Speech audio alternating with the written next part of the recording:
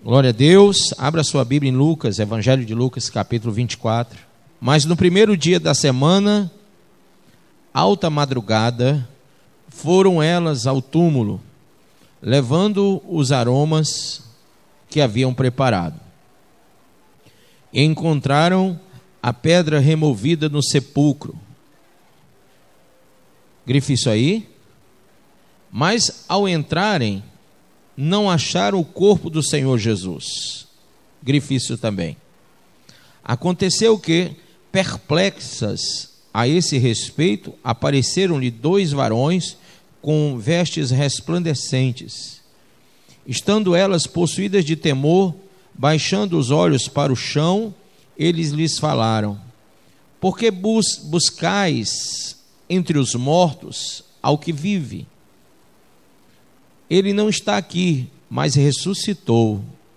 Lembrai-vos de como vos preveniu, estando ainda na Galileia, quando disse: importa que o Filho do Homem seja entregue nas mãos de pecadores e seja crucificado e ressuscite ao terceiro dia. Então se lembraram das suas palavras e, voltando do túmulo, anunciaram todas essas coisas aos 11 e a todos os mais que com eles estavam. Eram Maria Madalena, Joana, essa Joana era mulher de Cusa, procurador de Herodes, e Maria, mãe de Tiago. Também as demais que estavam com elas confirmaram estas coisas aos apóstolos. Tais palavras lhes pareciam como um delírio, e não acreditaram nelas. Pedro, porém, levantando-se, correu ao sepulcro, e abaixando-se, nada mais viu senão os lençóis de linho, e retirou-se para casa, maravilhado do que havia acontecido. Amém? Põe a mão sobre a Bíblia e diga: Pai, fala ao meu coração e me ensina a tua palavra, em o nome de Jesus. Diga amém. Amém. Pode sentar. Irmãos, nós falamos sexta-feira sobre a Páscoa. E o nome Páscoa no hebraico nós falamos que quer dizer, é escrito passar, que quer dizer poupar. Amém? Quantos lembram disso? Então, através da morte de Jesus, nós somos poupados. O sangue nas vergaduras das portas, lá no Êxodo capítulo 12, poupou os primogênitos de Israel de não serem mortos.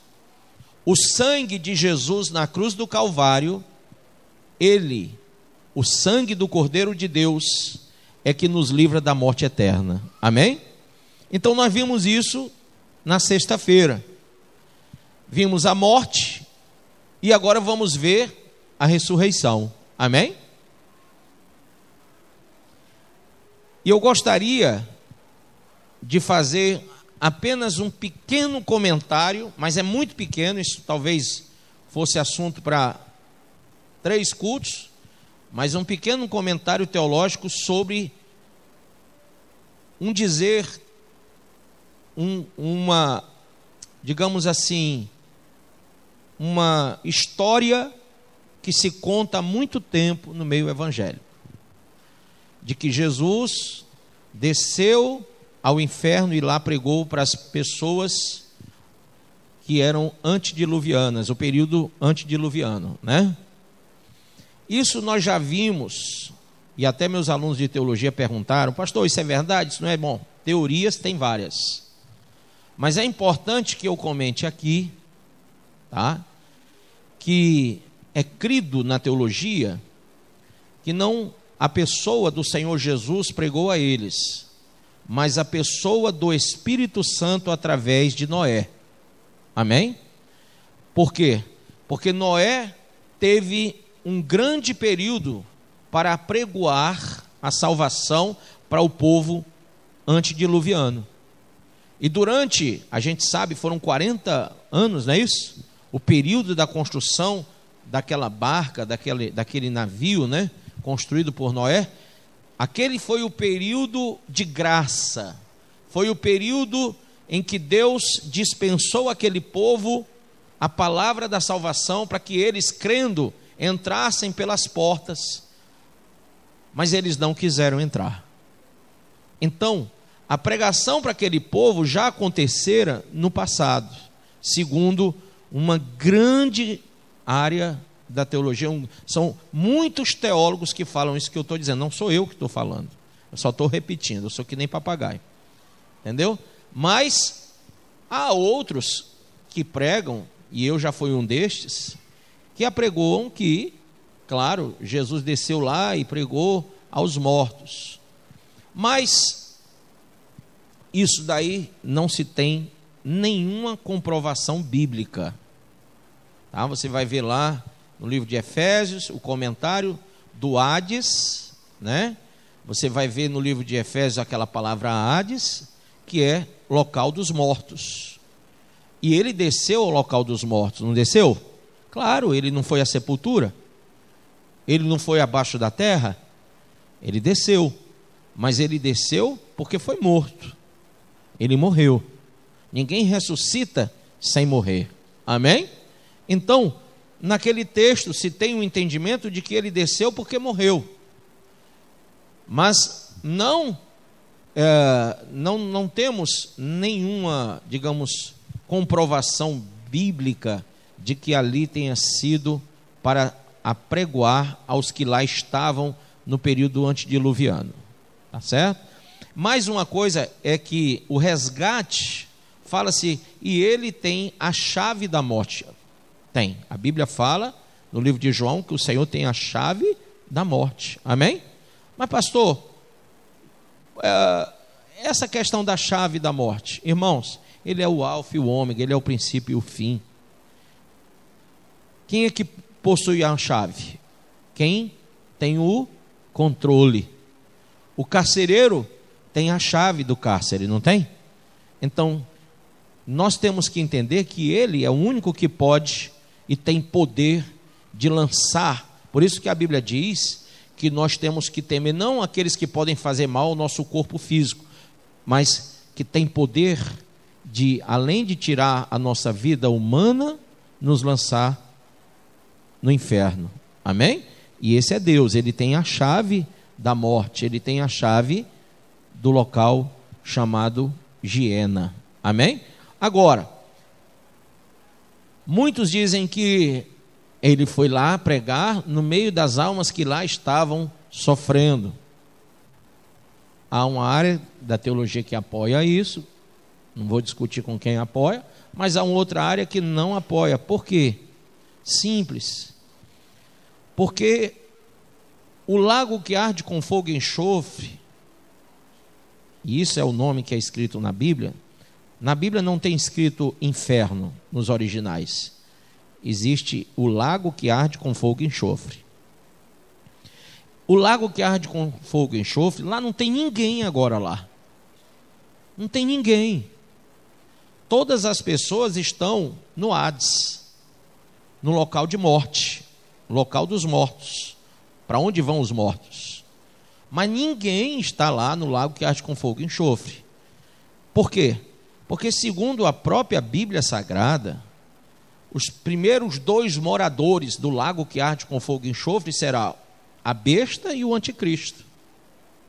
E logo depois, no juízo, no grande trono branco, então serão lançados lá todos os anjos caídos e todos aqueles que em vida não receberam Jesus Cristo como Senhor e Salvador. Embora a Bíblia diga que lá não foi feito para os homens, e sim para Satanás e os seus demônios. Mas para lá irão todos aqueles que não receberam a Cristo. Amém? Bom, só foi um comentáriozinho teológico para a gente seguir em frente aqui. Não tem nada a ver com o que eu vou pregar. Amém, pessoal? E tem, né? Porque é o intervalo, é o sábado, né? Não é sábado de aleluia não, viu? Amém? Então vamos lá. Domingo foi o dia da ressurreição. E ressurreição no hebraico Diga comigo, ressurreição no hebraico quer dizer levantar. Diga, levantar. É o mesmo significado no grego.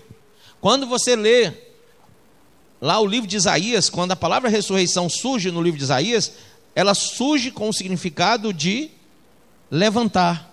Quando está lá no livro de Ezequiel, e nós podemos ver lá no Vale de Ossos Secos, capítulo 37, é levantar.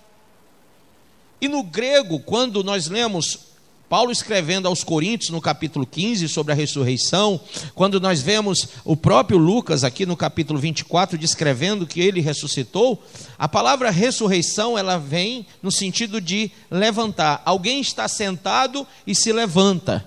Alguém está deitado e se levanta. Esse é o significado da palavra ressurreição em hebraico e em grego. Amém? Muito bem. Sabedores disso, vamos entender o que o texto fala. A Bíblia diz assim, que elas foram, as mulheres, foram visitar o túmulo. E esse túmulo, logicamente, era um lugar de tristeza. Ninguém vai a um cemitério alegre. Elas foram tristes. Do versículo 1 até o versículo 5, a Bíblia diz que elas estavam tristes, caminhando triste para ver o Senhor, tinham levado aqueles aromas e tal. Mas quando elas chegam no local, verso 2, a pedra estava removida. Primeiro sinal, a pedra estava removida. Segundo sinal é que ao entrarem não acharam o corpo. Então nem viram o corpo lá dentro, e como que uma pedra enorme daquela estaria removida? Irmãos, lá fora haviam muitos sentinelas, muitos soldados romanos, muitos sacerdotes judeus estavam ali, muitos fariseus, muitos saduceus. Foi um verdadeiro acampamento do lado de fora.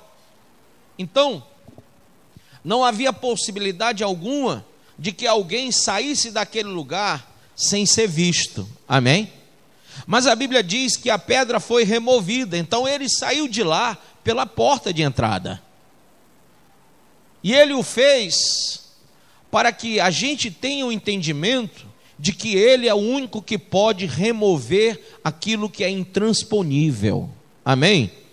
Quando o apóstolo Paulo fala da ressurreição de Jesus, ele fala de uma forma tão preciosa. Veja aí em Coríntios, 1 Coríntios, por favor, capítulo 15. A ressurreição do Senhor, diga comigo, é o maior acontecimento da história do mundo. E claro que os romanos e os sacerdotes judeus da época quiseram impedir que o mundo soubesse disso, porque a maior prova do cristianismo é a ressurreição. A verdade é que ser cristão é se levantar da morte. Amém? Ser cristão é ser levantado da morte. Alguém está morto, alguém morreu. O pecado ele traz o quê? A morte. Romanos 6:23, o salário do pecado é o quê? A morte. Uma pessoa que vive na droga está o quê, pessoal? Morta. Uma pessoa que vive na bebida, na prostituição, está o quê? Morta. Quem vive no mundo está morto. Embora ache que viva, e até há músicas do mundo que dizem que deve-se viver intensamente, essa vida, mas a vida do pecado, na verdade, é a morte. E quando uma pessoa está morta, quando ela morreu espiritualmente, só há uma única possibilidade para ela. Uma vez que ele derramou o sangue para que a morte não chegasse até aqueles que creem. Ah, pastor, eu creio, mas lá na minha família tem pessoas que não creem, estão mortas. A morte entrou ali. Eles estão mortos espiritualmente. Dentro da igreja existem pessoas que estão mortas espiritualmente, porque estão ligadas pela religião e não estão ligadas, e o nome religião quer dizer religare, que quer dizer no latim ligar, ou ligadura, mas nós entendemos que essa morte que o pecado traz, ela só tem uma solução chamada ressurreição. Amém? E aqui ele diz assim, ó, irmãos, versículo 1, venho lembrar-vos o evangelho que vos anunciei, o qual recebeste e no qual ainda perseverais. Por ele também sois salvos, se retiverdes a palavra tal como vô-la preguei, a menos que tenhais crido em vão. Antes de tudo, vos entreguei o que também recebi, que Cristo morreu pelos nossos pecados, segundo as Escrituras, e que foi sepultado, e o que? Levantou-se. No grego, levantou-se, amém? Ele foi sepultado, Seol, e foi levantado. Ele se levantou. Na verdade, quando ele fala de Jesus, ele não diz foi levantado, ele diz e se levantou, amém? Ele foi morto pelos homens, mas ele se levantou sozinho da morte. E aí diz, e que foi sepultado e ressuscitou ao terceiro dia, segundo as Escrituras. Pastor, isso estava previsto? Estava lá em Oséias, capítulo 6, versículo 2, estava lá em Salmo, você vai ver o Salmo de número 22, que fala do Calvário, amém? No Salmo de número 26, você vai ver tudo isso, mas vamos nós. Depois, e apareceu a quem? Hein? A Cefas, e depois ele apareceu a quem? Aos 12. Olha só, sinais da ressurreição. Depois foi visto por mais quantos? Mais de 500 irmãos de uma só vez, dos quais a maioria sobrevive até agora, porém alguns já dormem. Depois foi visto por Tiago, outro sinal da ressurreição. Mais tarde por todos os apóstolos. Amém, irmãos? E ao final, depois de todos, foi visto também por mim, como por um nascido fora de tempo. Porque eu sou o menor dos apóstolos, disse Paulo, que mesmo não sou digno de ser chamado apóstolo, pois persegui a igreja de Deus, mas pela graça de Deus sou o que sou. E a sua graça que me foi concedida não se tornou vã. Antes, trabalhei muito, mais do que todos eles. Amém ou não amém? Olha que coisa pretensiosa. É ou não é pretensioso? É não.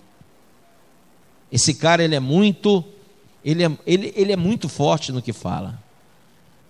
Olha, eu nem sou digno de ser chamado apóstolo, mas pela graça de Deus, eu que persegui a igreja, que não sou digno de ser chamado apóstolo, não tornei essa graça vã, a graça que me foi concedida. Quem recebeu a graça de Deus? O favor da salvação, o favor de ser ressuscitado da morte espiritual. Ele disse, isso não se tornou vão em mim, porque trabalhei muito mais do que todos eles. Como eu gostaria que vocês entendessem essa frase. A frase da ressurreição é essa. A frase que marca que alguém ressuscitou é essa. É que Paulo está dizendo, olha, eu sou o menor dos apóstolos. No final, verso 8, de todos, ele foi visto por mim, como por um nascido fora de tempo, porque Paulo não andou com Jesus. Mas a graça dele na minha vida não foi vã. A ressurreição não foi vã, porque eu passei a trabalhar mais do que todos. Amém?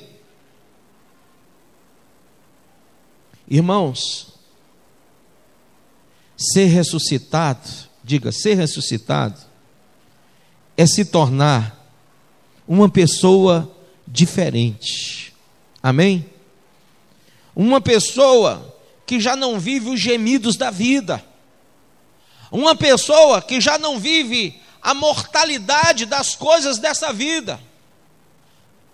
Sabe, esses reveses que a vida traz, esses devaneios da vida, não nos atinge porque fomos ressuscitados com Ele. Eu já não vivo mais o gemido, eu já não vivo mais a mortalidade dessa vida. Quando nós ressuscitamos com Cristo, é certo que estamos vivos para a eternidade, somos imortais. Talvez você diga, mas pastor, nesse corpo eu sou mortal, neste. Mas nós recebemos a imortalidade pela ressurreição de Cristo. Somos espirituais, somos cheios do poder. Uma pessoa que ressuscitou em Cristo, ela se torna espiritual e não carnal, e ela se torna cheia do poder do Espírito Santo. Uma pessoa que vive a ressurreição, que não tornou a graça vã, trabalha mais que os outros, faz muito mais do que os outros, não olha para A nem para B, está sempre andando na frente. É gloriosa a vida de alguém que ressuscitou com Cristo. É glorioso ver alguém ressuscitado. Quem já viu um morto aí se levantar? Você nunca viu? Mas se você ver, você vai ver como é glorioso, irmão. Aquelas pessoas todas viram Jesus, se maravilharam. Aquelas mulheres, elas se encheram de temor, de tremor, porque Jesus estava ali. Jesus se apresentou àquele povo, e eles maravilhados viam Jesus ressurreto. É glorioso ver alguém que estava morto e ressuscitou. E aqui eu quero impactar você com essa questão. Irmão, todos pecamos, destituídos fomos da glória de Deus. Não havia glória nenhuma em nossas vidas, porque estávamos debaixo da égide do pecado. A lei do pecado nos dominava. Mas o meu questionamento com os amados é: quando alguém ressuscita, esse alguém é coberto de glória. Jesus veio cheio de glória. E quando alguém ressuscita com Cristo, é cheio de glória. E o teu evangelho, irmão, irmãzinha querida, o nosso evangelho tem que ser cheio da glória de Deus. As pessoas têm que ver a glória de Deus em nós. Elas não têm que ver apenas mais uma pessoa sentada num banco da igreja ali, sem fazer nada, sem ganhar almas, sem pregar o evangelho, sem enfrentar os paradigmas da vida, sem enfrentar o pecado de frente, sem, aviltar o mundo. Não, ela tem que olhar para você e ver em você a glória de Deus. Se você ressuscitou com Cristo, você já não está mais debaixo da lei do pecado, mas você agora vive pela graça de Deus. E a Bíblia diz: pela graça de Deus sois salvos mediante a vossa fé. Isso é glorioso. Isso chama atenção. E se você não tem chamado atenção, é preciso que você se encha de glória. É preciso que você ressuscite dos mortos. É preciso que você saia apenas da religião e que você saia desse túmulo. Esse túmulo tem que ficar vazio. Essa pedra tem que ser removida para que a glória de Deus seja estabelecida na tua vida, para que pessoas vejam você que um dia estava morto e reviveu, que estava perdido e foi achado. Deus tem que ser glorificado através de nós. Deus tem que ser glorificado através de você, irmão. Qual tem sido o motivo da glória de Deus em sua vida? Qual tem sido o motivo para que Deus seja glorificado através dos teus dias?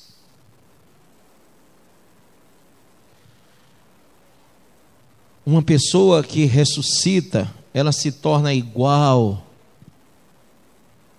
Sabe, é uma característica de quem é ressurreto, é que eles têm características iguais, porque eles têm um corpo de glória. Eles vivem na outra dimensão que não é mais essa. Eles têm uma mentalidade chamada mente de Cristo. Eles são abduzidos, sim, no sentido não científico, mas a mente deles vai até o trono da graça de Deus, para que eles possam entender as coisas que são insondáveis pelos homens, que são totalmente incompreensíveis pela raça humana, aquelas coisas que só são sondáveis pelo próprio Espírito de Deus em nós. Amém? Agora, Paulo vai dizendo coisas tão maravilhosas. Veja aí, por favor, na sequência. Mas pela graça de Deus, verso 10, sou o que sou. Irmão, olha para o irmão do lado e diz: pela graça de Deus, sou o que sou. Será que é pela graça de Deus que você é o que é? Pense nisso. Pense nisso, e se você sente vergonha em falar essa frase, então você precisa ressuscitar. Amém?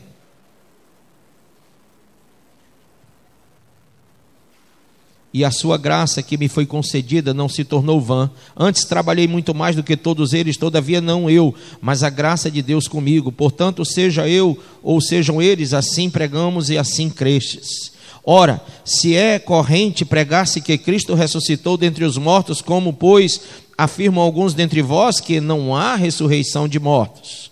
E se não há ressurreição de mortos, então Cristo não ressuscitou. E se Cristo não ressuscitou, é vã a nossa pregação e vã a nossa fé. E somos tidos por falsas testemunhas de Deus, porque temos asseverado contra Deus que ele ressuscitou a Cristo, ao qual ele não ressuscitou.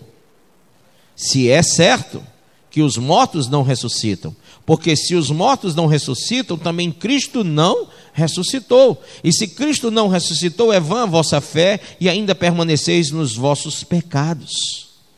E ainda mais, os que dormiram em Cristo pereceram.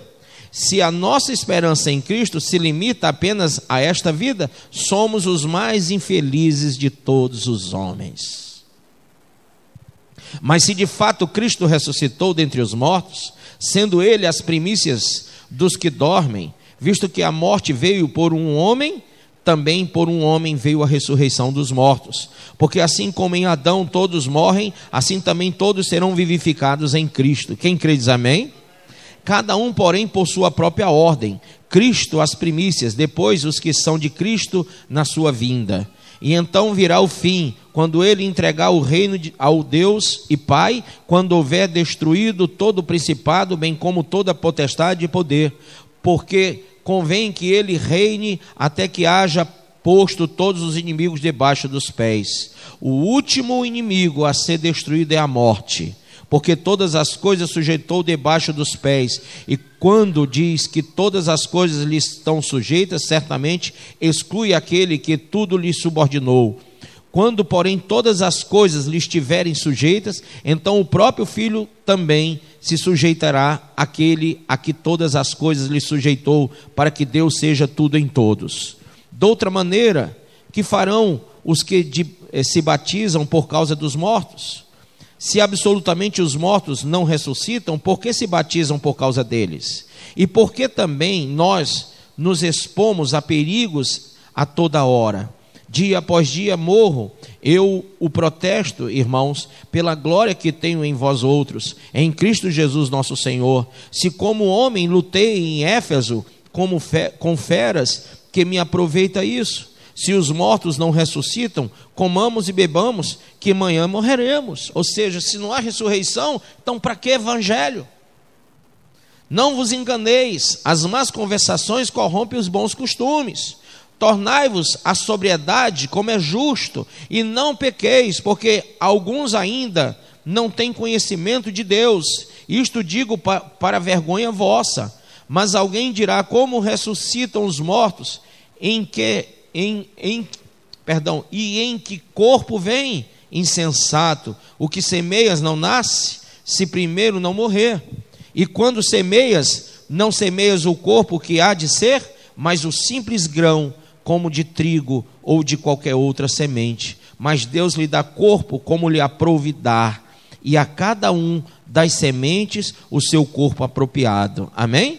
Ele está simplesmente dizendo, irmão, não te importa como vai vir, mas vem no corpo que Deus escolher, vai ser ressuscitado. Amém?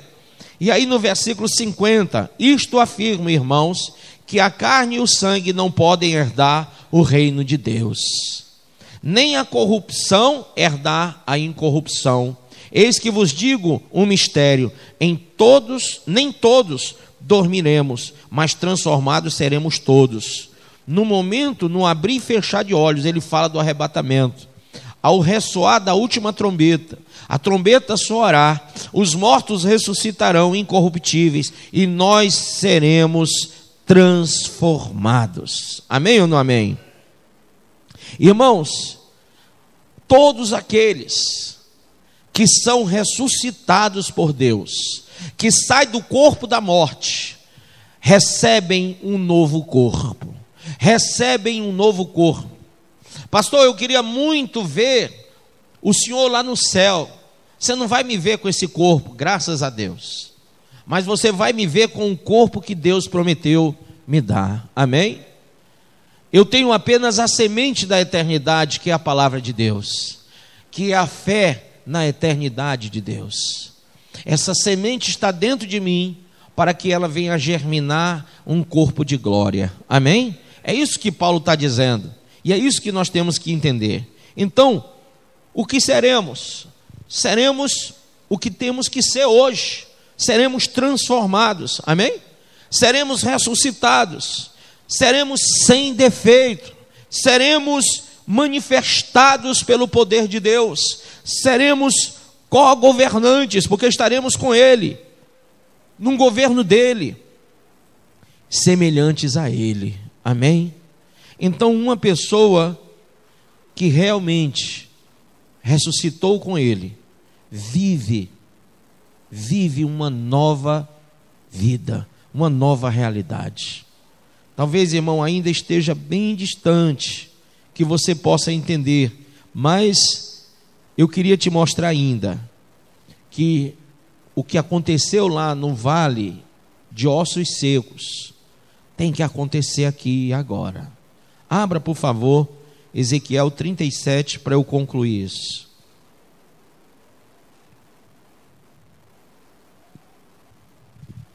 No versículo de número 10.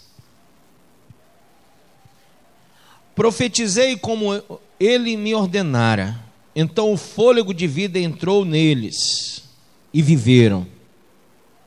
Isso quer dizer o efatá de Deus, a ressurreição, o levantar, amém?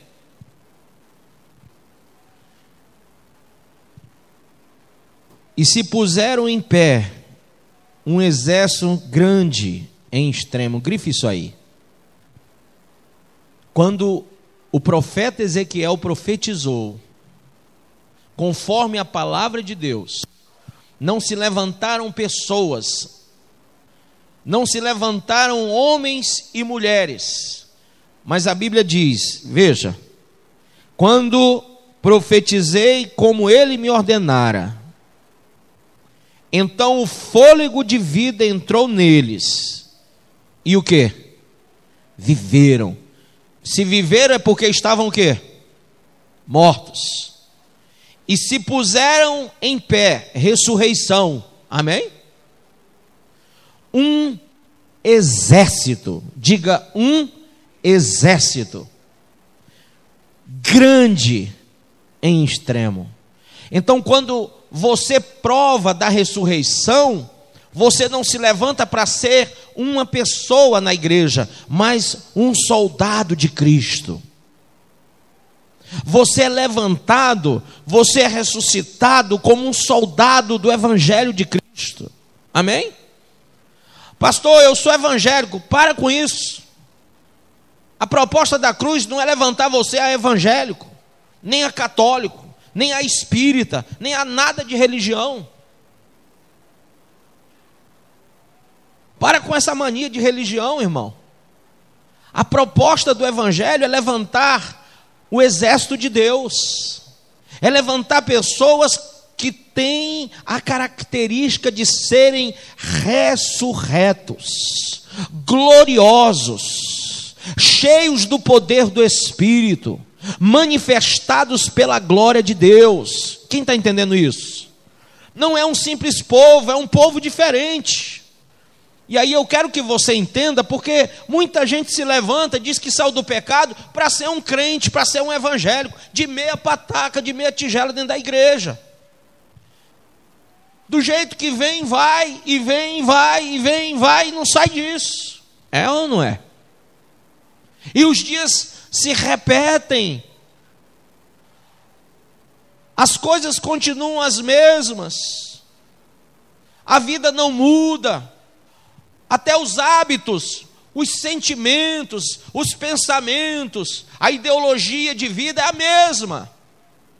Talvez até alguns hábitos mudem, porque, claro, você está dentro do ambiente da igreja, aí você começa a falar um pouquinho diferente, tira a gíria daqui, tira a gíria da acolá, e começa aquela roupa mudou um pouco mais, né? E fala a paz do Senhor, e carrega a Bíblia na mão às vezes, mas, irmão, são hábitos religiosos. A proposta do Evangelho não é que você mude hábitos, mas que você mude o seu caráter de vida. É que você seja uma nova criatura. É que você se levante como um exército mesmo, espiritual, que está disposto a ser íntegro, reto, temente a Deus e que se desvia do mal. O Senhor quer levantar servos gloriosos que oram e enfermos são curados, que expulsam demônios. Ele quer levantar pessoas que pregam o Evangelho no meio da rua feito doido. Sabe, irmãos, eu não tenho glória nenhuma em estar aqui pregando para vocês. Mas ontem eu estava passando com o pastor Dantas numa parada de ônibus e eu vi um cara gritando com a Bíblia na mão numa parada de ônibus. Eu disse, esse daí tem muito mais galardão do que eu. Esse prega muito mais do que eu. Porque ele está no meio da rua enfrentando os paradigmas. Ele está sofrendo a acusação dos ímpios. Ele está ali pregando enquanto muitos estão simplesmente ignorando a pregação dele. Pessoas estão de costas para ele. Pessoas estão chamando ele de doido. Mas ele está lá pregando o Evangelho. Ele está fazendo o que eu não faço. E eu digo que estes são muito maiores do que eu. Tem muito mais unção do que eu. Tem muito mais poder do que eu. Tem muito mais coragem do que eu. Nós temos que reconhecer o que é glória. Enquanto os homens lutam e porfiam por púlpitos de igreja, os verdadeiros adoradores, os verdadeiros pregadores estão nas ruas, enfrentando os paradigmas, enfrentando pessoas, enfrentando ideologia gay, enfrentando ideologia não sei de quê, enfrentando o que for, enfrentando bala, tráfico, estão pregando o Evangelho, entrando onde ninguém quer entrar, irmão. E aqui ele diz: então me disse o filho do homem, então me disse, filho do homem, estes ossos são toda a casa de Israel. Eis que eles dizem, os nossos ossos secaram-se, e pereceu a nossa esperança, estamos de todo cortados. Portanto, profetize e dize-lhes, assim diz o Senhor Deus, eis que eu vos abrirei as vossas sepulturas, irmão. Quem está ouvindo isso? Deus quer abrir a tua sepultura. Sai de lá, Lázaro. Aqui tem muito Lázaro e muita Lázara, né? Está dentro da sepultura. Deus quer contar contigo para pregar o Evangelho, irmã, mas tu não faz nada. Quer contar contigo para ganhar uma, mas tu não faz nada. Quer que tu seja um grande marido dentro de casa, um pai de família bom, mas tu não faz nada para mudar. Quer que tu seja um jovem ativo, longe das drogas, dando exemplo, mas não faz. Quer que o teu namoro seja santo, mas só é promiscuidade. quer que tu seja um exemplo na empresa, mas tu fica lá fazendo mal à pessoa para quem tu trabalha. Olha o que diz: Filho do homem, estes ossos são toda a casa de Israel. Eis que eles dizem: os nossos ossos secaram-se e pereceu a nossa esperança, estamos de todo cortados. Portanto profetize e dize-lhes: assim diz o Senhor Deus, eis que eu vos abrirei as vossas sepulturas, sim, das vossas sepulturas vos farei sair, ó povo meu, e vos trarei a terra de Israel. E quando eu vos abrir as sepulturas, e delas vos fizer sair, ó povo meu, sabereis que eu sou o Senhor. Se você não sabe que Ele é o Senhor, você não está debaixo da autoridade. Se você não sabe o que é estar debaixo da ordenança, debaixo do mandamento, debaixo da doutrina, debaixo da orientação de Deus, do Espírito Santo, você não sabe que Ele é o Senhor. Só quem saiu da sepultura que é capaz de entender que Ele é o Senhor. E porém em vós, o quê? O meu Espírito, e vivereis. E vos porei na vossa, quem quer ir para o céu? Na vossa terra. E sabereis que eu, o Senhor, o falei e o cumpri, diz o Senhor. Amém?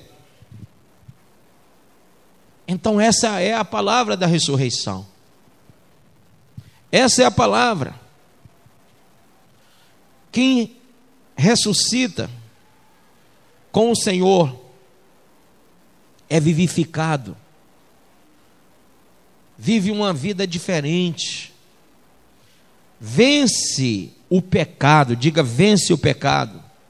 Romanos 6,12, quem é ressurreto com Ele, abra aí Romanos 6,12, perdão, 6,11, diz assim: assim também vós considerai-vos como mortos para o pecado, mas vivos para quem? Para Deus em Cristo Jesus, ou seja, ressuscitado. Não reine, portanto, o pecado em vosso corpo mortal, para obedecerdes às suas concupiscências. Nem tampouco apresenteis os vossos membros ao pecado como instrumentos de iniquidade, mas apresentai-vos a Deus como vivos dentre os mortos, e os vossos membros a Deus como instrumentos de justiça, pois o pecado não terá domínio sobre vós, porquanto não estáis debaixo da lei, mas debaixo da graça. Amém ou não amém? Então você venceu o pecado. Diga: eu venci o pecado. Diga bem alto: eu venci o pecado. 1 Coríntios 15, do verso 50, diz: isto afirma, irmãos, que a carne e o sangue não podem herdar o reino de Deus, nem a corrupção herdar a incorrupção. Eis que vos digo um mistério: nem todos dormiremos, mas transformados seremos todos. No momento, no abrir e fechar de olhos, ao ressoar da última trombeta, a trombeta soará, os mortos ressuscitarão incorruptíveis e nós seremos transformados, porque é necessário que este corpo corruptível se revista da incorruptibilidade e que o corpo mortal se revista da imortalidade. E quando este corpo corruptível se revestir da incorruptibilidade e o que é mortal se revestir da imortalidade, então se cumprirá a palavra que está escrita: tragada foi a morte pela vitória. Onde está, ó morte, a tua vitória? Onde está, ó morte, o teu agrilhão? O aguilhão da morte é o pecado, e a força do pecado é a lei. Graças a Deus que nos dá a vitória por intermédio de nosso Senhor Jesus Cristo. Portanto, meus amados irmãos, sede firmes, que mais? Inabaláveis e sempre abundantes na obra do Senhor, sabendo que no Senhor o vosso trabalho não é vão. Amém? Isso é ressurreição. Isso é estar ressuscitado com Ele. Se você diz que recebeu o sangue do Cordeiro, você está só me dizendo o seguinte: pastor, eu quero ser poupado da morte eterna. Eu não quero ir para o inferno. Alguém aqui quer ir para o inferno? Ninguém. Então todo mundo quer o sangue de Jesus, sim ou não? Sim. Mas uma coisa é você dizer que não quer ir para o inferno, e eu concordo com você, você não deve querer mesmo. Tem até uns filmes que são diabólicos, que o cara diz: A gente se encontra no inferno mais tarde, né? Quando o cara está morrendo, aí fala para o outro. Já viu esses filmes? Isso é uma praga do diabo, né? Ensinando o povo a querer o inferno. Mas presta atenção numa coisa. Você diz que quer o sangue para não passar pela morte eterna. Glória a Deus. Mas, irmão, receber o sangue quer dizer que você não vai passar para a morte eterna no inferno. Mas ressuscitar quer dizer que você já vive na glória eterna de Deus. Que você foi levantado da morte. Então, se você recebeu o sangue, a morte não impera mais sobre você. O pecado já não te domina mais. A droga já não te domina mais. Se você verdadeiramente recebeu o sangue, o espírito da morte, que é o espírito do pecado, o aguilhão da morte, que é o pecado, já não está mais sobre ti. Quem está entendendo isso? Então, pastor, eu recebi Jesus como meu Salvador, recebi o sangue do Cordeiro. Não recebeu. Não recebeu. Mas pastor, eu fui na frente, levantei a mão, chorei, fiz aquele protocolo todinho, mas não recebeu. Porque se você recebeu, você agora é um exército de Deus. Se você recebeu, você anda de forma gloriosa na terra. Você anda de forma vitoriosa sobre o pecado. Se você recebeu, você não está mais debaixo do jugo da droga, da prostituição, da idolatria e etc. Você já não vive mais sob o domínio de Satanás. Quem está entendendo isso? Não adianta só falar de boca.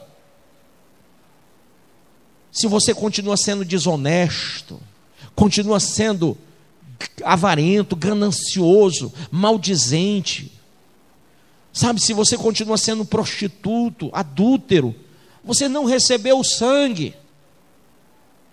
O que faz com que eu entenda que eu venci o aguilhão da morte, que é o pecado, é que eu já não ando mais debaixo da lei do pecado, mas pela graça de Deus é que eu sou salvo.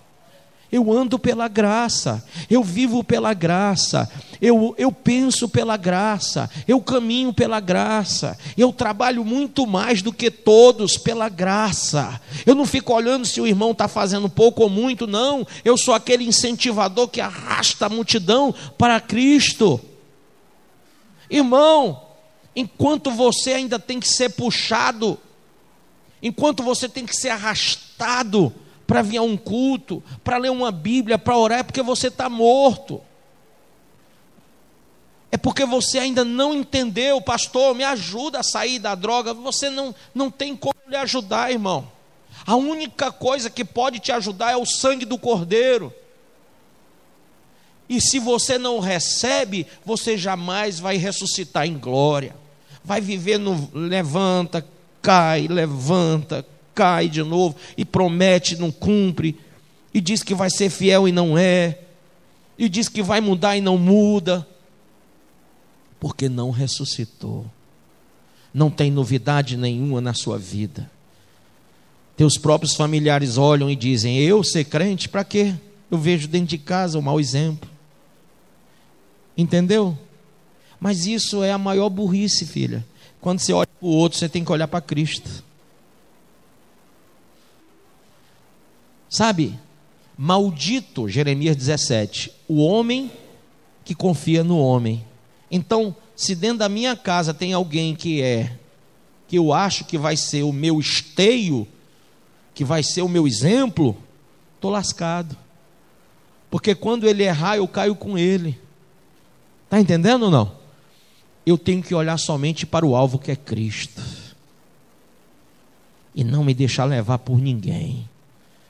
Eu tenho que ser glorioso para Deus. Amém? Então, não precisa mais que alguém pegue na sua mãozinha e diga: por favor, sai dessa vida, sai desse negócio, se apega com Deus, vamos para a igreja, vamos isso, vamos aquilo, vamos deixar essa bebida, essa cerveja, essas amizades de final de semana que você deixa a mulher em casa e sai para jogar bola e vai beber. Não precisa mais nada disso. Isso é meninice. E você não é menino. você é teimoso. E o pior, morto. Porque morto não reage à palavra. Quando você é vivificado em Cristo, a palavra é rema. A palavra vivifica você, a palavra ressuscita você, a palavra te levanta, ela faz você ser mais que vencedor, ela faz você ser diferente, e de repente você é um soldado de Cristo Jesus. Jesus está voltando. Paulo disse aqui, num piscar de olhos, aqui em 1 Coríntios 15, mas ele está falando que vai vir buscar os que morreram fisicamente, estão no Hades, morreram em Cristo, morreram com Cristo, não os que morreram sem Cristo. E ele vai vir buscar os que estão vivificados em Cristo, os que estão ressuscitados com Cristo aqui na terra. E aí, posso falar ou não? Como é difícil a gente ver no meio evangélico bons exemplos. Como é difícil a gente olhar dentro da igreja bons exemplos. E às vezes a gente quer julgar o livro pela capa. A gente quer julgar a igreja por causa do irmão fulano de tal que errou com a gente.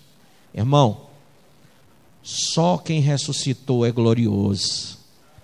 Quem não ressuscitou, fede, cheira a morte, é sepulcro caiado, é hipócrita.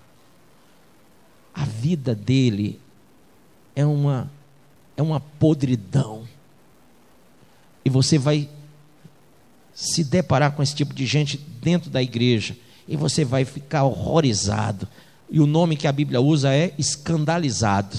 Mas a Bíblia diz que você tem que ser sábio e prudente para não se deixar levar por ninguém, porque as más conversações corrompem os bons costumes. Paulo estava falando de gente que falava contra a ressurreição. Ele disse: olha, se vocês falam contra a ressurreição, a vossa fé é vã. Amém? Irmão, creia na ressurreição, creia na de Cristo, creia na sua ressurreição, creia que você pode ressuscitar ainda hoje para ter uma vida diferente com Deus. Amém ou não amém? Fique de pé em nome de Jesus.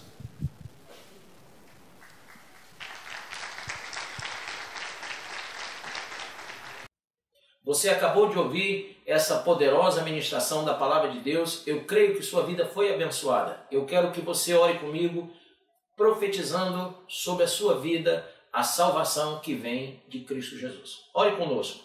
Deus Pai, em nome de Jesus, nós te agradecemos por esta palavra, e que o Senhor possa abençoar a vida de cada um que nos viu, que nos ouviu nesse dia.